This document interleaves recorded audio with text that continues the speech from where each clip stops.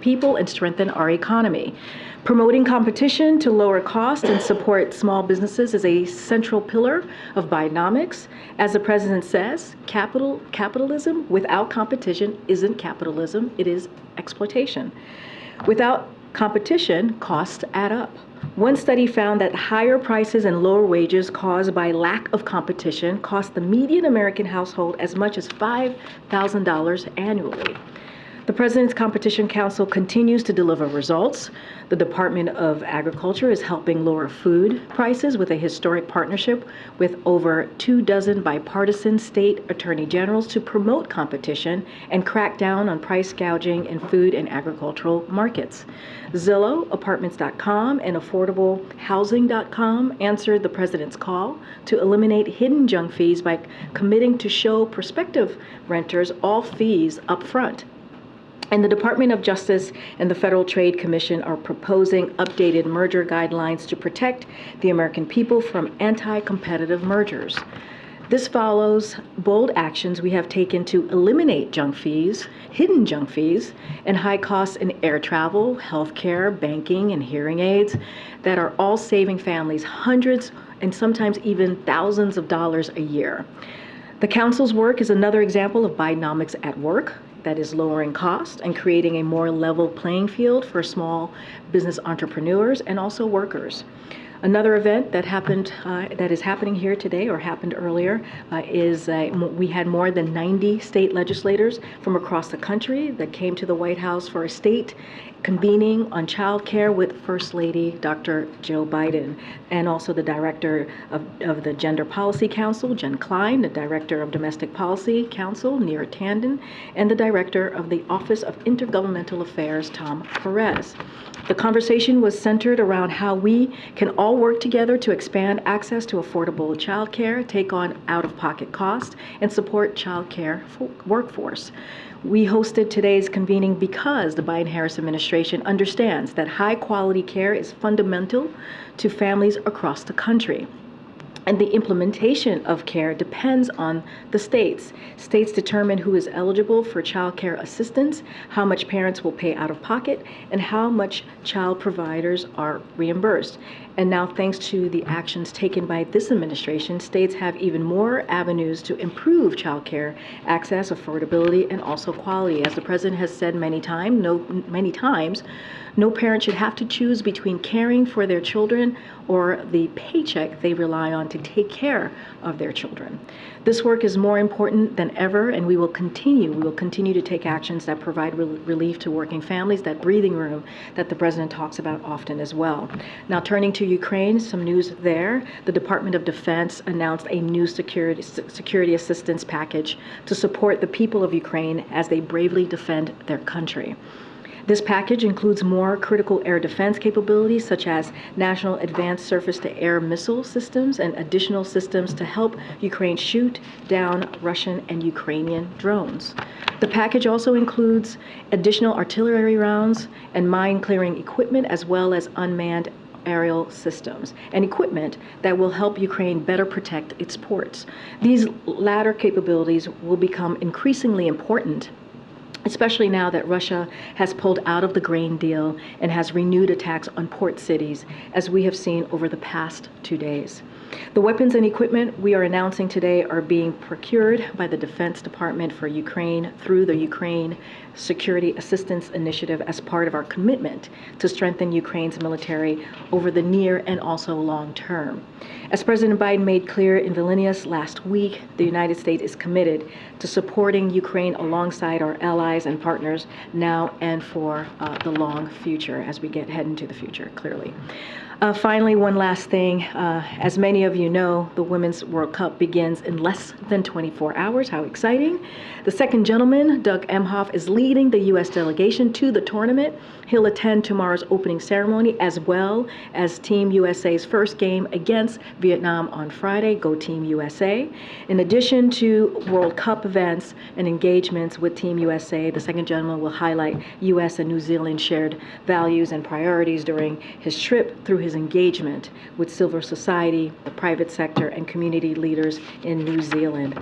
The second gentleman will also deliver remarks to young women and girls as part of a panel discussion on gender equity and women in sports. He is, of course, thrilled to be there representing the administration and, of course, rooting for Team USA. As the president said himself, this team epitomizes what it means to be champions, and we are all rooting for them here at the White House. I know you guys were probably waiting for a Tuberville topper, but I don't have one for you today. Amr, hi, good to see you. Good to see you too. Could you walk us through what efforts have been made over the last 24 hours or so by the U.S. government to contact the North Korean government about Private King? And has the U.S. been able to ascertain where he's being held and his condition? And is there any further understanding about his motivations to flee or his state of mind at that moment? So all good questions, Amr. I have a couple things at the top just to share so that folks are all tracking. As you know, yesterday the Department of Defense notified the next of kin. And so, as you mentioned, identified the individual as U.S. Army Private Travis King. The White House, Department of Defense, the State Department, and the UN are all continuing to work together on this matter to ascertain the information, the questions that you just asked me about his well-being and the whereabouts of Private King. We are still gathering all the facts. It is still very early on. I believe the Secretary himself of the Department of Defense said yesterday it might take us a little bit of time to ascertain all of that information.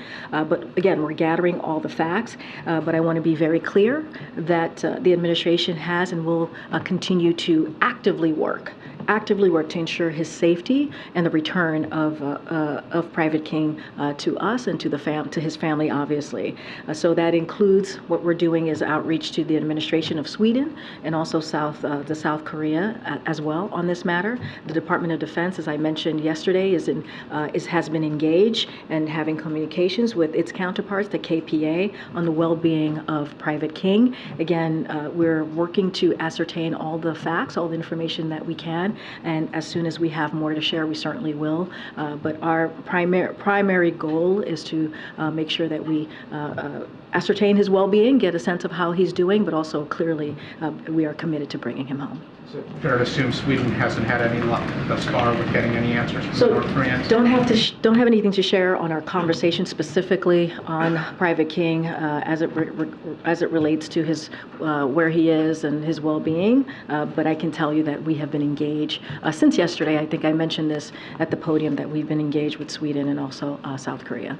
If I just ask one more on the Competition Council thing.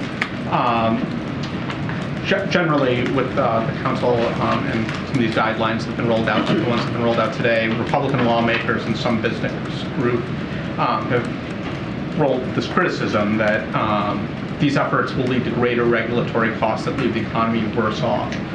How do you ensure that any new regulatory burdens that don't undermine the savings you're trying to generate for consumers? Look, so we're very confident in the actions that we announced today. And I also mentioned the other actions that we have announced about these hidden junk fees, right? And also the hearing aids. I mean, this is something the Competition Council has been very zeroed in on. And so we are confident that this will lead to the outcome that we certainly are trying to provide for the American people. As I mentioned, competition is a key pillar of the Bidenomics, and it is part of the president's agenda. We believe it's going to lower costs for American families in targeted areas. When you think about those surprise medical bills, I talked about the hearing aids. And so that's our focus. And I said this at the top, and I'll say it again, when it comes to capitalism without competition, then it isn't capitalism. We're talking about exploitation. And that's what the president is trying to deal with when you think about these big corporations that are gouging. They're gouging Americans. So the president's going to continue to do the work. The way that we see this as it comes to the president's competition agenda, we're talking about supporting pro small business, pro entrepreneur, pro worker, and pro consumer. And that is, we believe, Bidenomics in action. And so we're confident in that.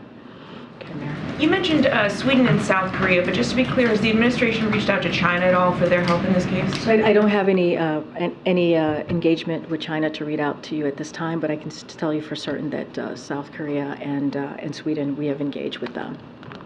And on another issue, Texas has been installing these buoys along with razor wire on the Rio Grande near Eagle Pass. Mexico is now requesting that Texas remove these barriers. They say the state is violating international treaties. And Mexico actually says they first raised this with the administration 3 weeks ago. So do you agree with Mexico that Texas is violating these international treaties? And if so, how do you plan to So respond?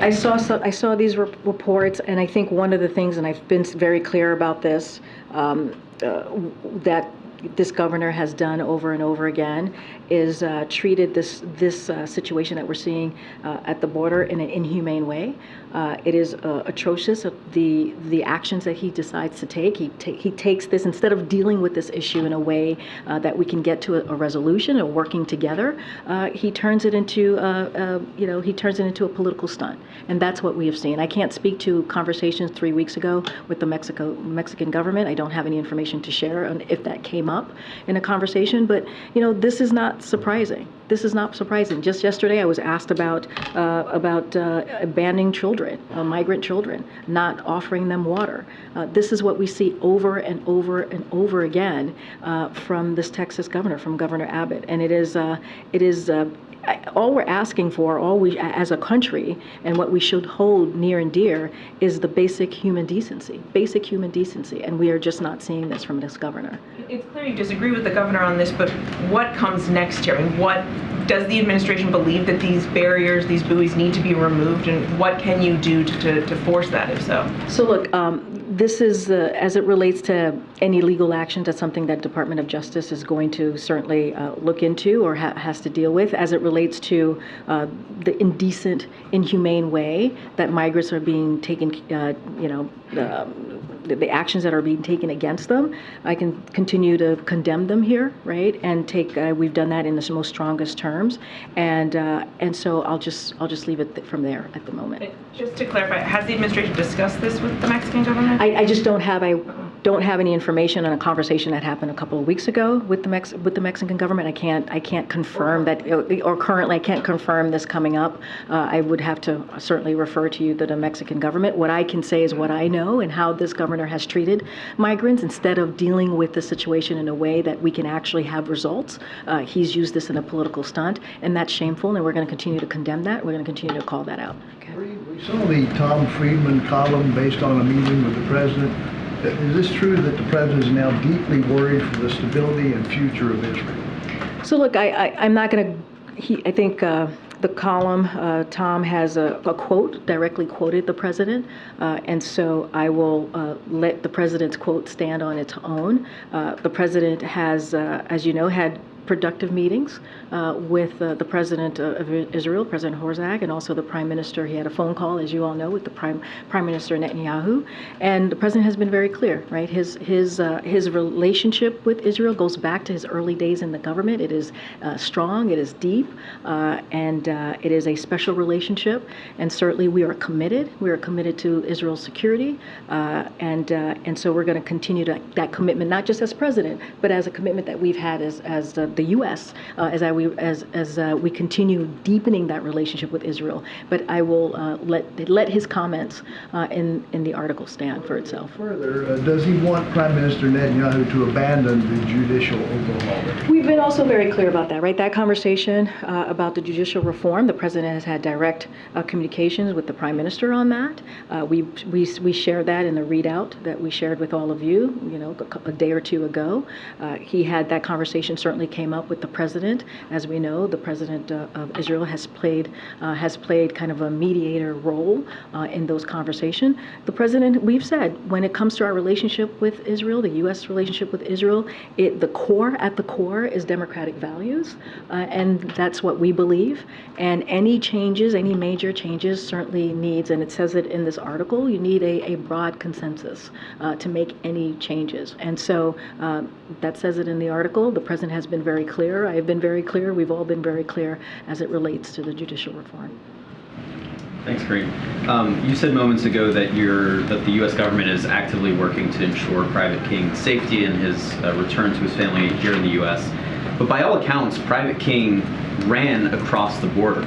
So what if he doesn't want to come back home? So look, I'm not going to get into hypotheticals on that. Right now, we are very much at the beginning of this investigation. We're looking into it. I mean, we said it was done willfully.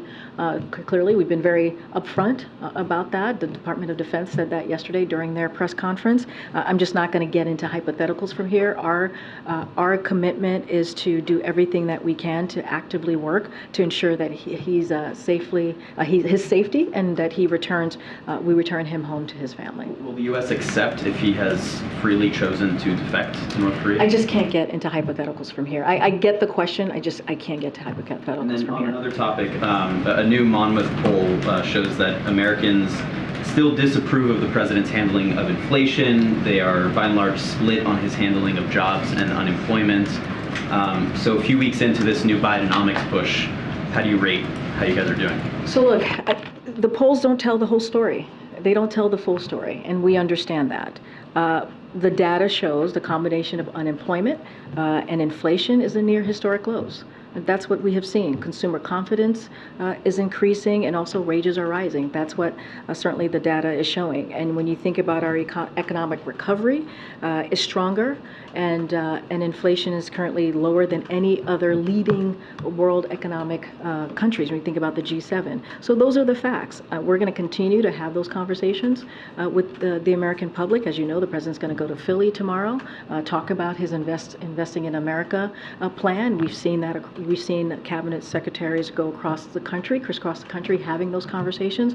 But as we believe it, the polls don't tell the entire story, and so we're going to continue to have the conversation. We're going to continue to have a conversation with the American people. It's going to take for the public I mean, to start. I don't have a timeline for you, but we know, just looking at the midterms, right, the results of the midterms, Americans want us to continue to work and build on the historic actions that we have taken. They want to see lowering us continue to work, the president continue to work on lowering costs. That is what matters to them, focusing on the economy. We're going to hear from the president very shortly about his Competition Council and what they have been able to accomplish on dealing with hidden junk fees. All of those things are important, and we've seen very good stories from some of you speaking about the technical kind of apparatus of it, how this is going to work, and how this is going to benefit the American people. So look, we're going to continue to talk. We're going to continue to share our message. We're going to continue to be out there, and you're going to see that from the president in about an hour or so from now. Go ahead, Kelly. Any expectation that at the congressional picnic tonight, your two most frequently mentioned of late Republicans, Senator Tuberville or Marjorie Taylor Greene, would be in attendance? And has the president made any effort to encourage them, especially Tuberville, to come for even a casual relationship building moment over the impasse you have with the military policy? So I don't have a list of who's attending. As you know, there are a lot of members, at least in the House, and certainly there are about 100 senators on the other side. So don't have a list of who's attending. Clearly, this is an opportunity for both sides to come to the White House and enjoy the time here on the South Lawn, enjoy a picnic with their family, and this is something that congressional members, both sides of the chamber, enjoy. And we always have. It's always been a wonderful time here on the South Lawn. Don't have anything more to share. Look, I get the question, and I know this is coming from the press conference from last week in Helsinki and the president's comments, but we also have to be very clear that what Senator Tuberville is doing is unprecedented. It is something holding these nominations as we look at making sure that our military is prepared, making sure our military families are well taken care of. That is not something that normally occurs. This is a process that's done in a bipartisan way. And so, we're going to continue to call that out. It is, again, unprecedented. This is not how we should be moving forward as we think about our military force, as we think about the families of these military members. And it is important to lay that out. What he is doing is dangerous, and it is shameful. And so we can't allow that. I don't have a conversation to announce or to share that the senator, with the senator. Obviously, we have an Office of Legislative Affairs here who's in constant communication with members in Congress, and that always continues, and they talk about a variety of issues. But I mean, the president should not have to call the senator to tell him to stop putting our military readiness in harm's way. To not put military families without knowing where they're going to go next, or making sure that they're secure. And so that is not something that the president needs to tell Senator Tuberville. And we've also, yesterday I read a bunch of quotes from a CNN article from his own constituents who are either have family in the military or veterans themselves who say that the senator may not understand exactly what's happening here, and what he is doing is dangerous. Wesleyan University has ended the practice of legacy admissions. President Biden, as you know, has criticized the practice, and he's called on the education department to look into it. Can you say anything about where that process stands and whether the president supports sort of widespread elimination of the practice? So look, I have not seen that story. So as it relates to where we are with any parts of the plan or the process, I would have to refer you to the Department of Education. This is something that I just haven't had an opportunity to talk with folks here about, so I don't have anything further to share on that piece. Just on another issue, two senators, one Republican, one Democrat, are preparing to introduce legislation that would ban federal executive branch employees and lawmakers from owning stocks in individual companies. Has become an issue and a potential conflict of interest. Does the president support that concept broadly, that members of the administration and lawmakers shouldn't own individual stocks? So look, I think we've spoken to this before. As you know the president. You've seen the president's his own kind of where he stands on that himself personally on when it comes to stocks, and him, of course, not owning stocks, and where he is. And we've been very clear about ethics here. We've had a very stringent kind of process as it relates to ethics and as it relates to staff here. So that hasn't changed. We've kind of laid that out and been very clear on that. As it relates to this bill, I haven't seen the bill. I haven't talked to the Office of Legislative Affairs on it, so I don't want to get ahead of that. Okay. Thanks, Karine. On Tuberville, he spoke to the defense secretary yesterday. He said afterwards it was a good call, but that nothing has changed. What is the next step? Are they planning to speak again? Does anyone have plans to speak to him again? I mean, look, the next step, that's up to the senator. I mean, this is something that he's doing. He's holding these nominees. He's holding America's military readiness. And that's what he's doing, as well as service members and their families. He's holding them hostage. It is divisive. It is a political stunt. It undermines our national security. This is something for the senator to speak to and answer to. Why is he doing this? And so I don't have any calls to read out. Clearly, this is not the first time that the secretary has either reached out or spoken to him. This is something clearly that the secretary, as the Department of Defense, these are the people that he is in charge of, right? And so it is just shameful that he continues to do this. And we have been very clear. We call on Republicans in the Senate to speak up, to speak out, and not let this process, which should be a bipartisan process, be hijacked by one person. On that front, does the White House believe that Republican leaders in the Senate have any particular responsibility or any specific leverage to get him to change his mind? Look, we think that they can. We think that they can speak up and speak out. We think these Republican senators in Congress that it's important to do this, that they actually speak to the senator and ask him what is going on. Why are you doing this? This is not how we should move forward. And as it relates to our national security, our military force, our military families, and so we believe that they have it is on them as well to speak up. But obviously, lots of people have spoken to him, and he hasn't changed his mind. Do you believe there's anything else that Republican leaders or rank and file in the Senate can do to try to influence his position? I understand the question, Nancy, but it's a shame that we have to ask this question. What else can be done to get this one senator who's holding our military readiness hostage, our military families hostage? What else can we do to change their mind? That shouldn't even be a question. This should be done in a bipartisan way. We should not be holding our military force hostage. And I mean, that's why almost every day, during every press conference this week, I've called this out. We've called out Senator Tuberville because we're trying to send a message to him to say, hey, this is not the way we should be moving forward. This is unprecedented. We even had, at the podium yesterday, as I just mentioned, we even had quotes from people, we're talking about his constituents, veterans in his own state. Not only that, military families in his own state saying this is not okay, that he may not fully understand what is going on here. And so it is, it's so disrespectful to the sacrifices that our military force is making, the sacrifices that our military families are making. This cannot continue. And so this is something that he has to deal with. Are there any calls or conversations that you can read out between the White House and Republican leadership about this? I don't have any calls to read out at this time. Okay. On U.S. investment in China, there's an executive order that's been in the works.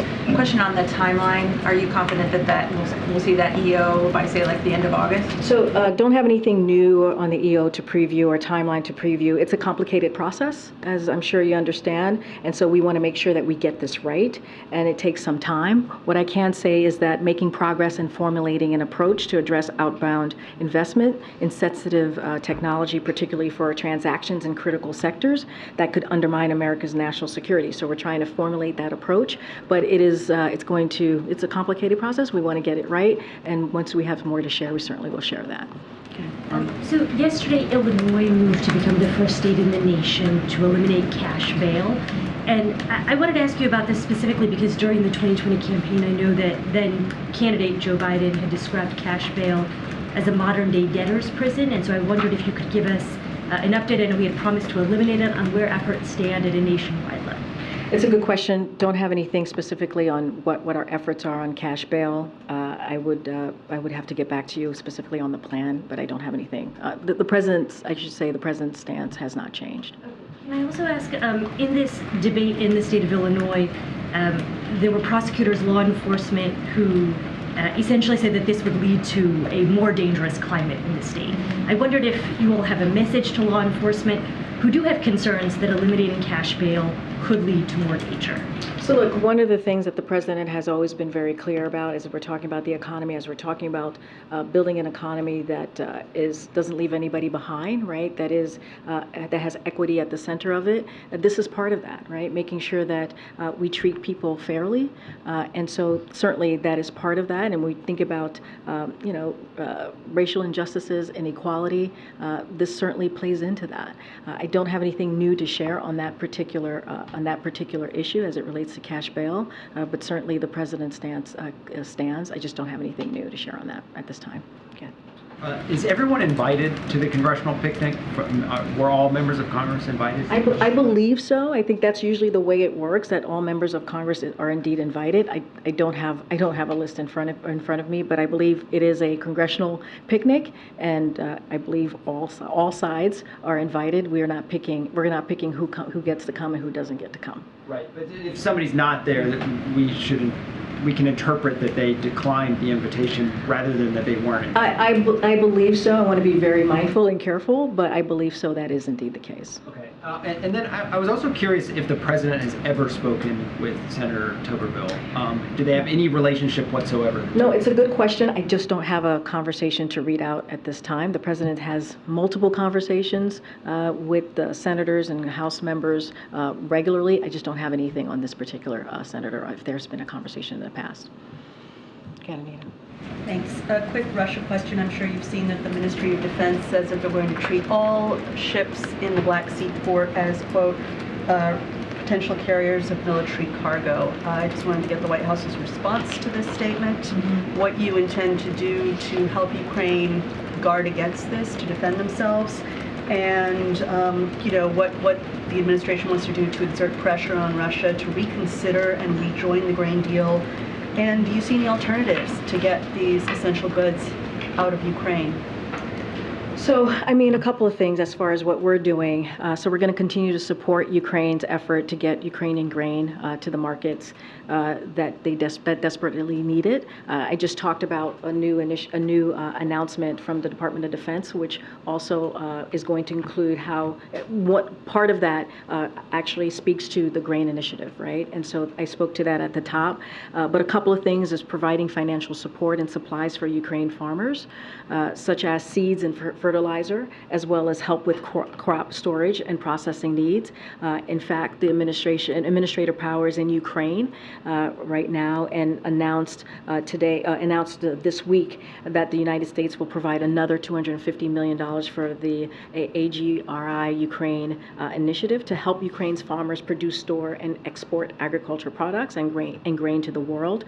We have also applauded, let's not forget, the neighboring countries here, such as Romania, for improving overland access for Ukrainian farmers and looking to their goods to market. So we are going to continue to help Ukraine in not just the short term, but the long term, as I announced at the top. It certainly is a priority for this administration, but also for the NATO alliance, as we heard from them last week, the partners and our allies, to make sure that Ukraine has everything that it needs to continue to make sure they continue to fight for their freedom and also their democracy. But as it relates to the grain initiative, we're certainly going to do everything that we can. Shore up their naval capabilities, because I mean Ukraine has a pretty small navy, especially compared to Russia. Yeah. Don't have anything specifically about the naval piece, but we've seen what we've been able to do, given security assistance to Ukraine, to make sure they have what they need to defend themselves. And that is something that you've seen this commitment for more than 15 months now. You've seen this commitment from the NATO alliance. You've seen this commitment from our partners and allies, and that's going to continue. We probably have not seen a stronger commitment than we saw last week, and so that's going to continue. Just announce again another initiative of how we're going to continue to provide that type of assistance. Okay. Thank you. A month after the state visit by the Prime Minister Modi from India, where did the relationship goes from here in terms of India-US issue? So as you know, Violet, we thought the visit last month was extremely successful and important. The relationship with India is stronger than ever. And as you know, we announced a range of key deliverables, which some of them are being implemented. And so we've remained very optimistic as it relates to our long-term future and relationship with India. And so we believe that's going to continue. And about a year ago, India, U.S., Israel, and UAE had announced the formation of I2U2. Was this an issue to be discussed yesterday with the leadership of Israel, and how much progress has been made on that? So I don't have an additional meetings highlight to share with you out of the readout that we shared with all of you. So don't have anything to share on the I2U2. I know that was, as you said, an initiative that we started a year ago. It was a vision to certainly a shared vision of security and prosperous Middle East region connected, keep them connected, as it's called, I2U2, with India and the world. So we thought it was really important, as we announced it, as you mentioned, a year ago. I2U2 is already deepening those partnerships among 4 countries, those 4 countries and beyond, and evidenced by existing projects and initiative. There is still a strong future with I2U2, and so we're really excited about the prospects of that future, and so just don't have anything more to share beyond that. Okay. Thank you, Karine. Admiral Kirby, when he was up on the podium the other day, he seemed to rule out U.S. participating or even really backing a convoy system to get grain in and out of Ukraine, because of the dangers. But the Ukrainians are really pushing for that. In fact, a senior Ukrainian official told us, AFP today, that they're negotiating right now with regional countries in the Black Sea, and that what they want to see is a UN, some kind of UN mandate for this. Is the U.S. into exploring any of that, including the UN part? I mean, the Admiral answered this question. I don't have anything else to share beyond what he laid out on that particular question, and we get it. We hear what the Ukrainians are asking for. Just don't have anything else to share. I just laid out 3 important pillars, if you will, of how we're assisting right now with this grain initiative no longer certainly existing. How we're going to help Ukrainian farmers. I just talked about what the Administrator Power said this week about the $250 million for the Ukrainian initiative to get Ukraine farmers produce and store and export agricultural products and grain to the world. So that is really important. So we're taking steps to help in ways that we can. We've been very detailed about those steps that we're taking. As far as it relates to your question, I just don't have anything beyond what the Admiral shared a day or two ago. Okay. Thanks, Karine. Several Democratic senators wrote a letter to student loan service providers this week saying they're concerned about whether they're going to be able to handle the restart of payments this fall. And they're citing what they say is a heavy workload and the weakened ability of these providers to deal with all of this because of layoffs and the big transfer of borrowers during the pause over the last 3 years. Does the administration share those concerns, and has the White House spoken to those senators about what the federal government might be able to do to alleviate some of these problems? So one of the things I can say is as the pause is going to be lifted, the Department of Education has been in touch with certain administrators to see what we can do to be helpful. Don't have any calls to read out with the two senators that you list out, but it is something that the Department of Education is aware of and wants to make sure that we do this in a smart and effective way. I don't have any details. I would have to refer you to the Department of Education, as certainly they are running this process. When the student loan process was all announced a couple weeks ago, there was that 12-month on-ramp transition period, which was certainly framed as a way to help borrowers as they restarted their payments. If they missed a payment, that they wouldn't default on their loans. But could this end up helping the loan providers if they're dealing with the flood on their end and helping them more so than the borrowers? Well, it was designed to help the borrowers. That was the whole idea of announcing the 12-month ramp. That's what it's designed to do. That's what we want to make sure that we understand, that it's going to take folks a little bit more time, and they do need a little bit of that breathing room. And so we believe that it is going to be beneficial to the borrowers. We believe that it's going to be, it's an option that is certainly needed for many borrowers. So that's how we moved it forward. That's how we're looking at it. And so we believe, again, it's going to be something that the borrowers will benefit from as we're getting them back into this loan process.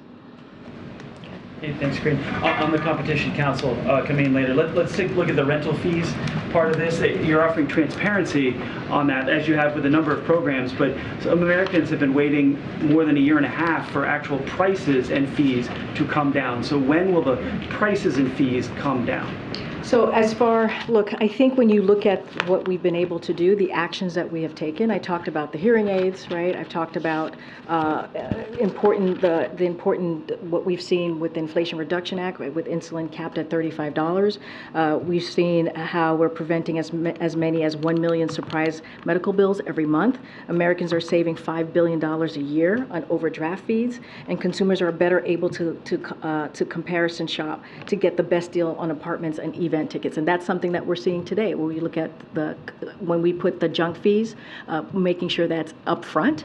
And so consumers are able to look at what the junk fees are and make decisions that is good for them. And so that is incredibly important. So we have seen results. We have seen real results from what the actions that the president has taken to lower costs for the American people. And this is something that the president says he's going to try and figure out how to do that. And so we're going to hear from him again, and he's going to lay out the Competition Council and these announcements today, as I did at the beginning. So look, we understand housing affordability is a challenge for families.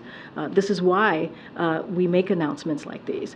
This is why we make sure that we take action in this administration. When you think about the housing supply action plan, and that is going to help housing supply shortfall that we have seen recently. So it's really important that we do that. The good news is that we're starting to see a housing market cool. So that is something that we're seeing. But we believe that Bidenomics is working with these actions that we took today.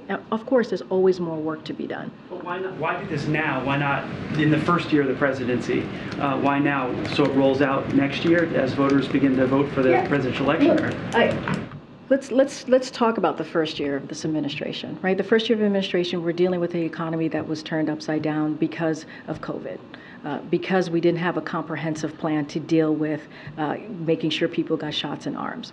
Because, let's not forget, businesses were closed, schools were closed. And what did this president do? He made sure that the American Rescue Plan, as well Democrats in Congress, got passed, right? And got that out of the way and made sure that the economy got back on its feet. We passed historical pieces of legislation. I just talked about the insulin being capped at $35, right, for seniors. That's something that we were able to pass last year in the Inflation Reduction Act. It's going to lower costs for energy, going to continue to lower costs on healthcare. These are actions that the president did. This is what we talk about Bidenomics. This is it.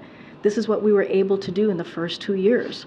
And so the president has always said, even today, he'll probably say, right, he's going to always continue to look for ways to lower costs. What other ways that we can do to lower costs for the American people? That's what you're going to hear from him today. Another way to lower cost or give the American people an opportunity to make decisions on how to lower costs for their household. That's the hidden junk fees that we see, right? That's the role of the Competition Council. So the president has taken actions over and over again to deal with what Americans really care about, the economy, and he wants to continue to do that, continue to lower costs. Go ahead, Todd. Thanks. Back on the Texas border barrier, is the state's installation of razor wire illegal under international law or any other law? So look, I can't speak to the legal piece of the wires. That is not something I can speak to. That's something that DOJ can speak to more clearly. What I can say is that we're going to condemn we're going to continue to condemn these types of actions that governor takes when it comes to treating these migrants in an inhumane way. That is something that we will be very clear about. As far as the legal piece of that, I would refer you to the Department of Justice. What kind of efforts have been made to address concerns about that razor wire, concerns raised by migrant advocates, by Mexico, by Border Patrol agents? Has anything been done to remove it? So I would refer you to the Department of Justice, and I would also refer you to the Department of Homeland Security to see exactly what is being done with this issue. Don't have anything to share with you here, but again, we are going to continue to condemn these types of actions that we see from this governor. It is a political stunt. It is inhumane. It is atrocious. When we think about even the news that we heard yesterday about not providing water to migrant children, this is an action that we see from this governor over and over again, and we're certainly going to call that out. As any legal actions, that is something for the Department of Justice to speak to. One last quick question. Yeah. President Lopez Obrador earlier this week said that he is urging Hispanic Americans to vote against Governor Abbott and any Republican who fails to denounce this border tactic by Texas. Is the administration okay with that kind of involvement in domestic politics? I'm just not. That is not something I'm going to speak to. That is something for the president of Mexico to speak to. I'm just not going to get involved in elections. Sure, go ahead, Brian. Just to follow up on that, are you saying that because in the past, when this has happened on the border in several states, Homeland Security and Border Patrol have said, listen, the purview of the international borders is the federal government, not the states. So are you saying that we've ceded the Border Patrol? That's not what I said. I said you have to talk to the Department of Homeland Security and the Department of Justice. But you're not, this administration isn't going to cede international control of its boundaries. I mean, absolutely not. Absolutely not. I'm just saying that that is something, as far as actions, that's something for the Department of Homeland Security to speak to. Thanks. Go ahead, in the back. Thanks, Karine. Cardinal Zuppi, President Biden met last night. I saw the readouts. After their meeting, does the president believe the Vatican can help end the war in Ukraine? So just a couple of things on that. You saw the readout, as you just mentioned, of the president's meeting with the cardinal. We put that out last night. Look, just a couple of things that I know the president would want me to share here is that he has shared his wishes for Pope Francis' continued ministry and global leadership and welcomed the recent nomination of a U.S. Archbishop as cardinal. They also discussed the Holy See's efforts providing humanitarian aid to address the widespread suffering caused by Russia's continuing aggression in Ukraine, as well as the Vatican's advocacy for the return of forcible reported Ukrainian children. What Russia has done kidnapping thousands of Ukrainian children from their families and transferring them to other parts of Ukraine or deporting them to Russia is obviously horrifying. So we certainly applaud the Vatican's advocacy for the return of these children. We think it's important advocacy, and so that is something that the President discussed with the Cardinal yesterday. Real quickly, did the use of cluster bombs come up at church, the Pope against those, obviously? Did that come up in their conversation? I don't have anything beyond the readout from last night. Go ahead, Courtney. Thank you. When will the President sign the Taiwan trade deal that the Senate passed last night? I don't have a timeline for you on that at this time. And I also wanted to ask about the defense bill. Does the President want your policy on troops and abortions to be included in the bill? For example, would he want the bill to codify the policy or not touch it at all? What I can say is the President wants a piece of legislation that is bipartisan, as we've done historically in the past. That's what the President wants to see, a bipartisan piece of legislation. One on Israel? Last question. Thank you, Karine. Thank you, Karine. At the top in the statement, you talked about a new weapon system that the U.S. is providing to Ukraine. What's the timetable for getting that weapon system to the Ukraine military? So any timetable as it relates to any weapon system, I would have to refer you to the Pentagon. Can I ask you another question? On the other side of Pennsylvania Avenue today, there is a hearing, House Oversight Committee chaired by James Comer, and he has before the committee these two individuals who work for the IRS. They've invoked whistleblower status, and they've alleged that there's been preferential treatment that has been given to Hunter Biden. Is there any reason why those allegations should not be believed from your point of view? So look, my colleague at the White House Counsel has addressed this, so I certainly will refer you to him. But a couple of things I do want to say. The President respects the rule of law. He respects the independence of the Department of Justice as it relates to their conduct in investigation. That's something that we say over and over from here, and you've heard from the President specifically. On this case, let's not forget, this has been led by a Trump-appointed U.S. attorney. Let's not forget that. And the President has said, we have said that he has not been involved.